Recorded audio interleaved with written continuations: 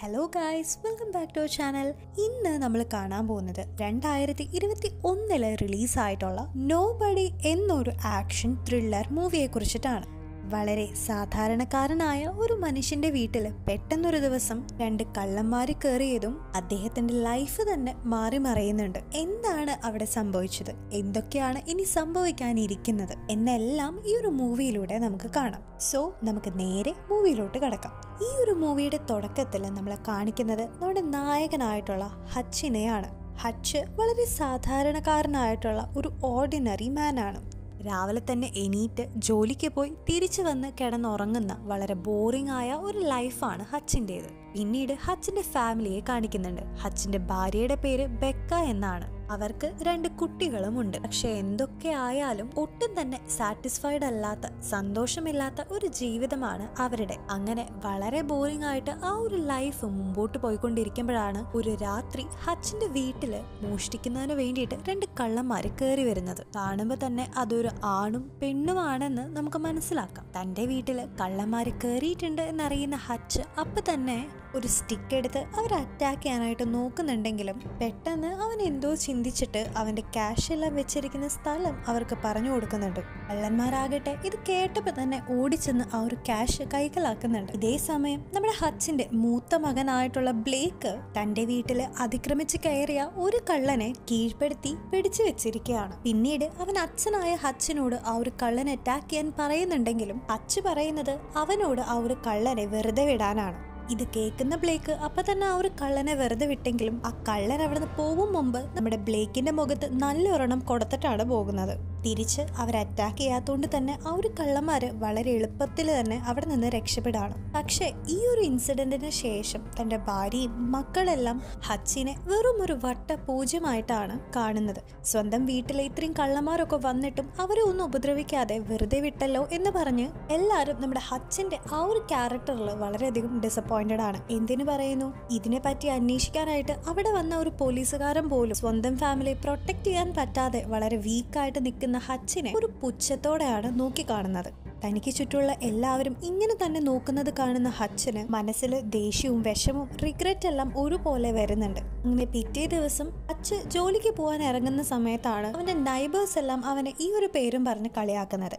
അങ്ങനെ അവിടെ നിന്ന് അവൻ പോകുന്നത് ചാർലി എന്ന അവന്റെ ഭാര്യയായിട്ടുള്ള ബെക്കയുടെ സഹോദരനെ കാണാനായിട്ടാണ്. എന്നാൽ അവിടെ എത്തിയപ്പോൾ ചാർലി പോലും അവന്റെ അടുത്ത് ഒരുമാതിരി കളിയാക്കുന്ന ടോണിലാണ് സംസാരിക്കുന്നത്. പിന്നീട് ചാർലി അവന് ഒരു തോക്കും കൊടുത്തിട്ട് ഇത് വെച്ചെങ്കിലും നീ നിന്റെ ഫാമിലിയെ പ്രൊട്ടക്ട് ചെയ്യാനായിട്ട് പറയാണ്. പിന്നീട് നമ്മുടെ ഹച്ച് അവിടെ നിന്ന് ഇറങ്ങി ബെക്കയുടെ അച്ഛനായിട്ടുള്ള എഡിയെ കാണാനായിട്ട് പോവാണ്. അവിടെ വെച്ച് ഇരുവരും അവരുടെ ബിസിനസ്സുമായിട്ട് ബന്ധപ്പെട്ട് കുറച്ച് കാര്യങ്ങളെല്ലാം പരസ്പരം സംസാരിക്കുന്നുണ്ട്. എന്നാലും അവിടെയും താൻ ഉദ്ദേശിച്ച കാര്യങ്ങളൊന്നും നടക്കാത്തത് കാരണം ഭ്രാന്ത് പിടിച്ച് വളരെയധികം വിഷമിച്ച് നടക്കാണ് നമ്മുടെ ഹച്ച്. അങ്ങനെ പിന്നീട് ഓഫീസിലെത്തിയ നമ്മുടെ ഹച്ച് അവന്റെ ഓഫീസിൽ ഒളിപ്പിച്ചു വെച്ച ഒരു സീക്രട്ട് റേഡിയോ എടുത്തിട്ട് ദത്തെടുത്ത അവന്റെ സഹോദരനോട് ഇന്നലെ ഉണ്ടായ ആ ഒരു മോഷണത്തിനെ കുറിച്ചും അവിടെ ഉണ്ടായിട്ടുള്ള എല്ലാ കാര്യങ്ങളെ കുറിച്ചും ഹാരിയുടെ അടുത്ത് വളരെ ഡീറ്റെയിൽ ആയിട്ട് തന്നെ പറയുന്നുണ്ട്. അപ്പോഴാണ് ഹച്ച് മറ്റൊരു ഞെട്ടിക്കുന്ന കാര്യം പറയുന്നത്. അതായത് ഇന്നലെ അവന്റെ വീട്ടിലേക്ക് വന്ന ആ ഒരു മോഷ്ടാക്കളെ ഒറ്റ നോട്ടത്തിൽ തന്നെ ഒരു കപ്പിളാണെന്ന് നമ്മുടെ ഹച്ച് തിരിച്ചറിഞ്ഞിട്ടുണ്ടായിരുന്നു. മാത്രമല്ല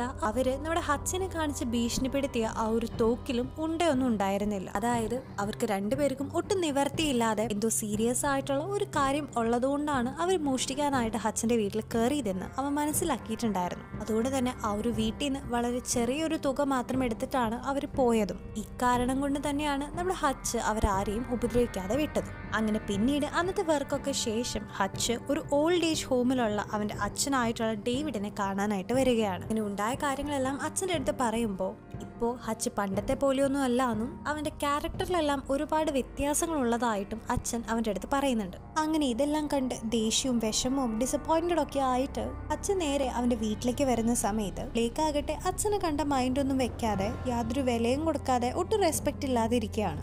ഇതേ സമയം അവന്റെ മകളാകട്ടെ അവൾക്ക് ഏറെ ഇഷ്ടമുണ്ടായിരുന്ന ഒരു ബ്രേസ്ലെറ്റ് കള്ളന്മാരെടുത്ത് കൊണ്ടുപോയെന്നും അത് തനിക്ക് ഏറെ പ്രിയപ്പെട്ടതാണെന്നെല്ലാം പറയുന്നുണ്ട്. അങ്ങനെ ഇതെല്ലാം കണ്ട് ദേഷ്യം വന്ന് ഭ്രാന്ത് പിടിച്ച് നമ്മുടെ ഹച്ച് വീണ്ടും അവന്റെ അച്ഛനായിട്ടുള്ള ഡേവിഡിനെ കാണാനായിട്ട് പോവാണ്. ഈ സമയം ഡേവിഡ് ആകട്ടെ തന്റെ മകന് ചെയ്യേണ്ട കാര്യങ്ങളെല്ലാം ചെയ്യേണ്ട സമയത്ത് വളരെ കറക്റ്റായിട്ട് ചെയ്യണം എന്നെല്ലാം ഉപദേശവും കൊടുക്കുന്നുണ്ട്. ഡേവിഡ് ആകട്ടെ പണ്ടത്തെ ഒരു FBI ഓഫീസർ ആയിരുന്നത് കൊണ്ട് ഡേവിഡിന്റെ ഒരു ഗണ്ണും എടുത്ത് നമ്മുടെ ഹച്ച് അവിടെ നിന്ന് ഇറങ്ങുകയാണ്. അവിടെ നിന്ന് ഹച്ച് നേരെ പോകുന്നത് ഒരു ടാറ്റു പാർലറിലേക്കാണ്. അന്ന് ആ ഒരു കള്ളന്മാരെ മോഷ്ടിക്കാൻ കയറുന്നതിന്റെ ഇടയിൽ അതിലെ ആ ഒരു പെണ്ണിന്റെ കയ്യിൽ അവനൊരു ടാറ്റു കണ്ടിട്ടുണ്ടായിരുന്നു. ഇപ്പോ ആ ഒരു ടാറ്റുയുടെ പുറകിലാണ് നമ്മുടെ ഹച്ച്. അങ്ങനെ അവൻ ആ ഒരു പാർലറിലേക്ക് എത്തിയതിനു ശേഷം അവിടെയുള്ള എല്ലാ ആൾക്കാരും കൂടി നമ്മുടെ ഹച്ചിനെ ബുള്ളിങ് ചെയ്തുകൊണ്ടിരിക്കുകയാണ്. നീ ആരാടാ, നീ എന്തിനാടാ ഇവിടെയൊക്കെ വന്നേന്നൊക്കെ പറഞ്ഞ് അവർ ഓരോ ചോദ്യങ്ങളെല്ലാം ചോദിക്കുന്നുണ്ട്. ഇതിനിടയിലാണ് നമ്മുടെ ഹച്ചിന്റെ കയ്യിലുണ്ടായിരുന്ന ഒരു ടാറ്റു അവരിൽ ഒരാൾ കാണുന്നത്. എന്നാൽ ഇത് കണ്ടപ്പോൾ തന്നെ അയാളുടെ മുഖമെല്ലാം മാറി വളരെയധികം റെസ്പെക്റ്റോട് കൂടി അവർ ഹച്ചിന്റെ അടുത്ത് പെരുമാറാൻ തുടങ്ങുകയാണ്. ഇങ്ങനെ പിന്നീട്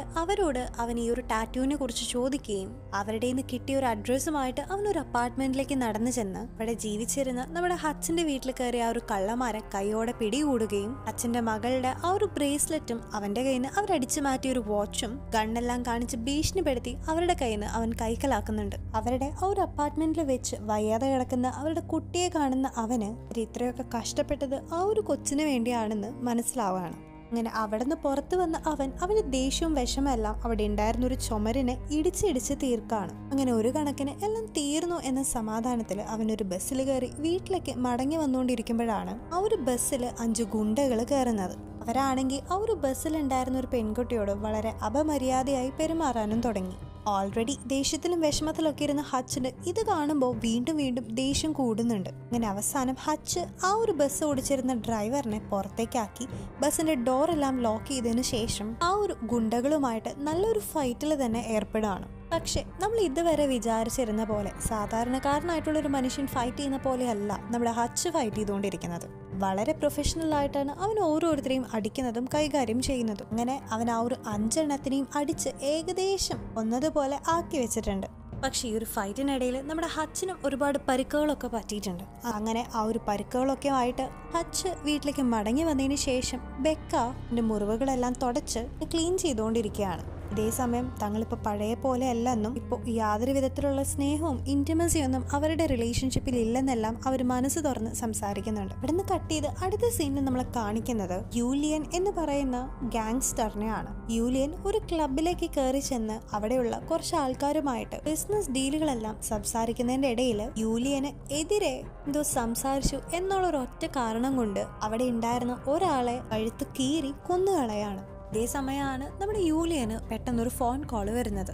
അടുത്ത സീനിൽ നമ്മൾ കാണിക്കുന്നത് യൂലിയൻ അവന്റെ സഹോദരനെ അഡ്മിറ്റ് ചെയ്തിട്ടുള്ള ഒരു ഹോസ്പിറ്റലിൽ നിൽക്കുന്നതാണ്. ശരിക്കും അവന്റെ ആ ഒരു സഹോദരൻ എന്ന് പറഞ്ഞു കഴിഞ്ഞാൽ തലേ ദിവസം ബസ്സിൽ വെച്ച് അടിയുണ്ടാക്കി വളരെ അവശനാക്കി തീർത്ത ഒരു ഗ്രൂപ്പിലെ ലീഡറാണ്. അയാൾക്കാണെങ്കിൽ കാര്യമായി തന്നെ പരിക്ക് പറ്റിയിട്ടുണ്ടെന്ന് മാത്രമല്ല ബ്രെയിനിലും ഇഞ്ചുറീസ് സംഭവിച്ചിട്ടുണ്ട്. ഇക്കാരണം കൊണ്ടൊക്കെ തന്നെ തന്റെ അനിയനെ ഈ ഒരു കോലത്തിലാക്കിയ ആളെ എങ്ങാനും കിട്ടിക്കഴിഞ്ഞാൽ യൂലിയൻ അയാളെ കൊല്ലുമെന്നതിന് ഒരു സംശയവും ഇല്ല. ഈ സമയത്താണ് അവിടെ തന്നെ ബെഡിൽ കിടന്നിരുന്ന മറ്റൊരാള് ആ ഒരു ബസ്സിലത്തെ ഫൈറ്റിനിടയിൽ വെച്ച് അവന് കിട്ടിയ ഒരു കാർഡ് എടുത്ത് യൂലിയന് കാണിച്ചു കൊടുക്കുന്നത്. അവിടുന്ന് കട്ട് ചെയ്ത് പിറ്റേ ദിവസം ഹച്ച് വളരെയധികം ഹാപ്പി ആയിട്ട് കുക്ക് ചെയ്തുകൊണ്ടിരിക്കുകയാണ്. ഭാര്യയ്ക്കിടയിലും തന്റെ മക്കൾക്കിടയിലുമുള്ള എല്ലാ മിസ്അണ്ടർസ്റ്റാൻഡിങ്സും പറഞ്ഞു തീർത്ത് ഇപ്പോൾ വളരെ ഹാപ്പിയാണ് നമ്മുടെ ഹച്ചും കുടുംബവും. അങ്ങനെ അവർ ആ ഒരു സന്തോഷത്തിലൊക്കെ ഇരിക്കുമ്പോഴാണ് നമ്മുടെ ഹച്ചിനെ അവന്റെ ബ്രദർ വിളിക്കുന്നത്. നീ എത്രയും പെട്ടെന്ന് തന്നെ ബാർബറെ കോണ്ടാക്ട് ചെയ്യണമെന്നും നീ ഇന്നാള് ബസ്സിൽ വെച്ച് അടിയുണ്ടാക്കി അവശനാക്കിയത് റഷ്യയിലെ ഏറ്റവും വലിയ ഗാങ്സ്റ്റർ ആയിട്ടുള്ള യൂലിയൻ എന്ന് പറയുന്ന ഒരു ഗുണ്ടയുടെ അനിയനെയാണെന്നും അവന്റെ നില വളരെയധികം മോശമാണെന്നെല്ലാം ഹച്ചിന്റെ അടുത്ത് പറയുന്നുണ്ട്. ഇത് കേൾക്കുന്ന ഹച്ച് അപ്പം തന്നെ ആ ഒരു ബാർബറെ കാണാനായിട്ട് ചെല്ലുകയും അവിടെ വെച്ച് യൂലിയൻ ആരാണെന്നും എന്താണെന്നും മാത്രമല്ല യൂലിയന് ഇപ്പോ ഹച്ചിനെ കുറിച്ചും അവനാണ് തന്റെ അനിയനെ ഈ ഒരു അവസ്ഥയിലാക്കിയതെന്നെല്ലാം അറിയാത്തത് കൊണ്ട് ഇപ്പോ ഹച്ച് സേഫ് ആണെന്നും പക്ഷെ അധികം വൈകാതെ തന്നെ അവർ നിന്നെ കണ്ടുപിടിക്കാനും എന്നെ അറ്റാക്ക് ചെയ്യാനും എത്തുമെന്നും ഉള്ള വാർണിംഗ് ബാർബർ ഹച്ചിന് കൊടുക്കുന്നുണ്ട്. അതേസമയം യൂലിയൻ ആകട്ടെ ഹച്ചിനെ കുറിച്ചുള്ള എല്ലാ ഇൻഫർമേഷൻസും ഓൾറെഡി കളക്ട് ചെയ്ത് കഴിഞ്ഞിട്ടുണ്ട്. അവന്റെ ഭാര്യയെക്കുറിച്ചും മക്കളെക്കുറിച്ചും നഴ്സറി ഹോമിലുള്ള അവന്റെ അച്ഛനെ കുറിച്ചെല്ലാം യൂലിയൻ മനസ്സിലാക്കിയിട്ടുണ്ട്. ഞാനിരിക്കുന്ന ആ ഒരു അപകടം നടക്കുന്ന ഹച്ചാകട്ടെ തന്റെ ഫാമിലിയിലുള്ള എല്ലാവരോടും ഒരുമിച്ച് നമുക്ക് ഇറ്റലിക്ക് പോവാമെന്ന് പറഞ്ഞ് അവരെ കൺവിൻസ് ചെയ്ത് വെച്ചിരിക്കുകയാണ്. പക്ഷെ സമയം വളരെയധികം ലേറ്റായി പോയതുകൊണ്ട് തന്നെ ഇപ്പോൾ അവരുടെ വീടിന്റെ ആ ഒരു പരിസരത്തേക്ക് ഒരുപാട് കാറുകൾ വന്നെത്താണ്. വരുന്നത് മറ്റാരുമല്ല യൂലിയനും അവന് ഏറ്റവും വിശ്വാസമുള്ള അവന്റെ ഒരു റൈറ്റ് ഹാൻഡ് ഗുണ്ടയായിട്ടുള്ള പേവലുമാണ്. ഇവിടേക്ക് എത്തിയപ്പോൾ തന്നെ ആ ഒരു പേവലിന്റെ ഒപ്പം ഒരുപാട് പട്ടികളെയും കൂടിയിട്ട് യൂലിയൻ നമ്മുടെ ഹച്ചിന്റെ വീട്ടിലേക്ക് അയക്കുകയാണ്. ഹച്ചാകട്ടെ ഈ ഒരു സമയം തന്റെ ഭാര്യയുടെ അടുത്തും മക്കളുടെ അടുത്തും താഴെ ബേസ്മെന്റിൽ സേഫായിട്ട് ഇരിക്കാൻ പറഞ്ഞ് അവരെ സുരക്ഷിതരാക്കി വെക്കുകയാണ്. പിന്നീട് ഹച്ചാകട്ടെ അവരോട് ഏറ്റുമുട്ടാനായിട്ട് അവരുടെ മുമ്പിലേക്ക് ചെന്ന് പ്രാവശ്യം അവന്റെ വീടിനെ അറ്റാക്ക് ചെയ്യാൻ വരുന്ന ആരെയും താൻ വെറുതെ വിടില്ല എന്നുള്ളൊരു വാശിയോടുകൂടി തന്നെ അവിടെയുള്ള എല്ലാരെയും അറ്റാക്ക് ചെയ്ത് കുറെ പേരെയെല്ലാം അവൻ കൊന്നു കളയുന്നുണ്ട്. പക്ഷെ ഇതേ സമയം പേവലാകട്ടെ ഹച്ചിന് ഒരു ഇലക്ട്രിക് ഷോക്ക് കൊടുത്തതിന് ശേഷം ബോധം കെട്ടുപോയ ഹച്ചിനെയും എടുത്തുകൊണ്ട് കാറിലേക്ക് കയറ്റി ഇടയിൽ വിലങ്ങും ധരിപ്പിച്ച് അവിടെ നിന്ന് കടന്നു കളയാണ്. അങ്ങനെ അവർ പോകുന്നതിന്റെ ഇടയിൽ നമ്മുടെ ഹച്ചിന് ബോധം വരികയും അവിടെ നിന്ന് രക്ഷപ്പെടുന്നതിന് വേണ്ടിയിട്ട് എന്റെ കൈവിരൽ ഒടിയുന്നത് പോലും നോക്കാതെ ആ ഒരു ഹാൻഡ് കഫിനുള്ളിലൂടെ കൈയെല്ലാം പുറത്തേക്കെടുത്ത് ഒരു ഫയർ എക്സ്റ്റിംഗ്വിഷറിന്റെ സഹായത്തോടു കൂടി കാർ ഓടിച്ചിരുന്ന ഡ്രൈവേഴ്സിന്റെ ശ്രദ്ധയെല്ലാം തെറ്റിച്ച് ആ ഒരു കാറിനെ തന്നെ ക്രാഷ് ആക്കി കളയാണ്. ഈ ഒരു ആക്സിഡന്റിന്റെ ഇടയിൽ പേവലും മരണപ്പെട്ടു പോയിരുന്നു. പിന്നീട് ഹച്ച് അവിടെ നിന്ന് ഓടി അവന്റെ വീട്ടിലേക്ക് ചെന്ന് ബേസ്മെന്റിൽ പൂട്ടിയിട്ടിരുന്ന അവന്റെ ഫാമിലിയെ അവിടെ നിന്ന് രക്ഷിക്കുകയാണ്. പോകുന്നതിന്റെ ഇടയിൽ അവൻ അവന്റെ അച്ഛനായിട്ടുള്ള ഡേവിഡിനെ വിളിച്ച് അദ്ദേഹത്തിനെ അറ്റാക്ക് ചെയ്യുന്നതിന് വേണ്ടി ഒരുപാട് പേര് അങ്ങോട്ടേക്ക് വരാനായിട്ട് സാധ്യതയുണ്ടെന്ന് പറഞ്ഞ് അദ്ദേഹത്തിന് ഒരു വാർണിംഗ് കൊടുക്കുന്നുണ്ട്. അങ്ങനെ വീട്ടിലെത്തിയ നമ്മുടെ ഹച്ച് ആകട്ടെ ഒരു ബേസ്മെന്റിൽ ഉണ്ടായിരുന്ന അവന്റെ ഫാമിലി മെമ്പേഴ്സിനെ എല്ലാവരെയും പുറത്തേക്ക് എടുത്തി തന്റെ മകളുടെ കണ്ണ് മൂടിക്കൊണ്ട് അവിടെ നിന്ന് പുറത്തേക്ക് വരികയാണ്.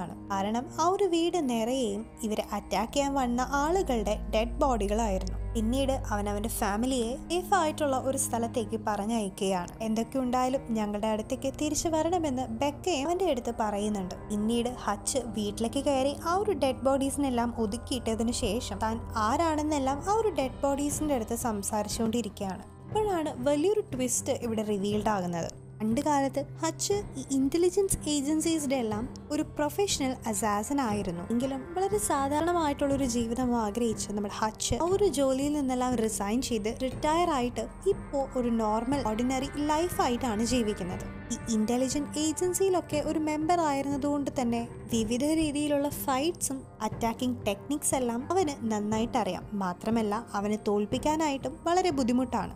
കാരണം കൊണ്ട് തന്നെയാണ് അവനെ കാണുന്നവരെല്ലാം പേടിയോടെ ഹച്ചിനെ നോക്കി കണ്ടുകൊണ്ടിരുന്നത്.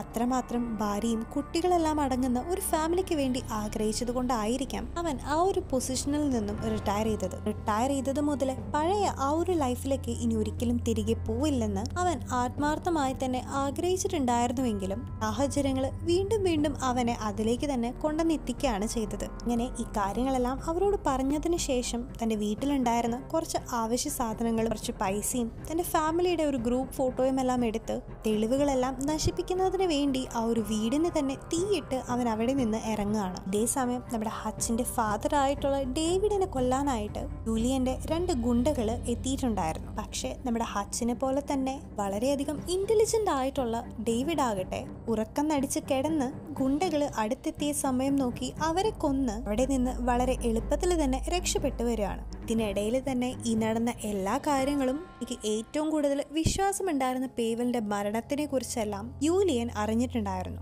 ഇനി എന്ത് വന്നാലും വേണ്ടില്ല, ഹച്ചിനെ കൊന്നിട്ടേ ഉള്ളു കാര്യം എന്നുള്ളൊരു മൈൻഡ് സെറ്റിലാണ് യൂലിയൻ ഇപ്പൊ ഇരിക്കുന്നത്. അതേസമയം ഹച്ച് ആകട്ടെ അവന്റെ ഓഫീസിൽ കുറെ വെപ്പൺസ് എല്ലാം റെഡിയാക്കി ഒരു അറ്റാക്കിന് വേണ്ടി തയ്യാറെടുപ്പ് നടത്തിക്കൊണ്ടിരിക്കുകയാണ്. മാത്രമല്ല റേഡിയോയിലൂടെ കോണ്ടാക്ട് ചെയ്ത അവന്റെ ബ്രദർ ആയിട്ടുള്ള ഹാരിയുടെ അടുത്ത് എനിക്ക് വലിയൊരു പ്ലാൻ ഉണ്ടെന്നെല്ലാം ഹച്ച് വെളിപ്പെടുത്തുന്നുണ്ട്. പിന്നീട് ഹച്ച് ഒരു വണ്ടിയും വിളിച്ച് യൂലിയന്റെ ഒരു സീക്രട്ട് പ്ലേസിലേക്ക് എത്തിയതിനു ശേഷം അവിടെ ഉണ്ടായിരുന്ന യൂലിയന്റെ പൈസയും വിലപിടിപ്പുള്ള ഒരുപാട് പെയിന്റിങ്സും എല്ലാം നശിപ്പിച്ച് കളയുന്നുണ്ട്. പിന്നീട് അവിടെ മൊത്തം തന്നെ ഒരു എക്സ്പ്ലോഷൻ ഉണ്ടാക്കിയതിനു ശേഷം വളരെ കൂളായിട്ട് തന്നെ അവൻ യൂലിയന്റെ ആ ഒരു ക്ലബിലേക്ക് എത്തിച്ചേരുന്നുണ്ട്. ഒരു ക്ലബ്ബ് ഫുള്ള് തന്നെ യൂലിയന്റെ ആൾക്കാരാണെങ്കിൽ പോലും ഇത്രയും ധൈര്യത്തോടെ അവിടെ ഇരിക്കുന്നതിന് കാരണം ടേബിൾമേ അവൻ വെച്ചിരിക്കുന്ന ഒരു ബോംബാണ്. അങ്ങനെ ആ ഒരു ബോംബ് കാണിച്ച് ഭീഷണിപ്പെടുത്തിയാണ് അവൻ യൂലിയനുമായിട്ട് സംസാരിക്കുന്നതും ഇവിടെ വെച്ച് നമുക്കെല്ലാം നിർത്താമെന്നും നിനക്ക് ഇനി ബാക്കിയുള്ളതെല്ലാം കൊണ്ട് നിനക്ക് ഇവിടുന്ന് രക്ഷപ്പെട്ടു പോവാമെന്നും പറഞ്ഞ് യൂലിയന് ഒരു വാർണിംഗ് കൊടുക്കുന്നത്. എന്നാൽ ഇത് കേൾക്കുന്ന യൂലിയൻ ആകട്ടെ ഇതിനൊന്നും സമ്മതിക്കാതെ അച്ഛനോടുള്ള ആ ഒരു ദേഷ്യവും റിവെഞ്ച് എല്ലാം തീർക്കുന്നതിന് വേണ്ടി ഒരു ഫാക്ടറിയിലേക്ക് അവന്റെ ആൾക്കാരെ എല്ലാം അയക്കുകയാണ്. അവിടെ നമ്മുടെ ഹച്ചിനെ ഹെൽപ്പ് ചെയ്യുന്നതിന് വേണ്ടിയിട്ട് അവന്റെ സഹോദരനായിട്ടുള്ള ഹാരിയും അച്ഛനായിട്ടുള്ള ഡേവിഡും എത്തിച്ചേർന്നിട്ടുണ്ട്. അങ്ങനെ ആ ഒരു മൂവരും യൂലിയന്റെ ഗുണ്ടകളും തമ്മിൽ വളരെ വലിയ ഒരു ഫൈറ്റാണ് അവിടെ നടക്കുന്നത്. അങ്ങനെ ആ ഒരു ഫൈറ്റിനൊടുവിൽ നമ്മുടെ വില്ലനായിട്ടുള്ള യൂലിയനെ സാഹസികമായി തന്നെ കൊന്നുകളയാണ്. പിന്നീട് ഹച്ച് ഡേവിഡിനോടും ഹാരിയോടും അവിടെ നിന്ന് പോവാൻ പറഞ്ഞതിന് ശേഷം പോലീസിന് സ്വയം പിടികൊടുക്കുന്നുണ്ട്. പോലീസ് ആണെങ്കിൽ ഇവൻ ആരാണെന്ന് ചോദിക്കുമ്പോൾ ഐ ആം നോബഡി എന്നാണ് അവൻ മറുപടി കൊടുക്കുന്നത്. ഇനിയും അവന്റെ ആ ഒരു ജേർണി തുടരുമെന്ന് കാണിച്ചുകൊണ്ട് ഈ ഒരു മൂവി ഇവിടെ അവസാനിക്കുകയാണ്. വീണ്ടും നല്ലൊരു മൂവിയുമായി അടുത്ത വട്ടം കാണാം. ബൈ.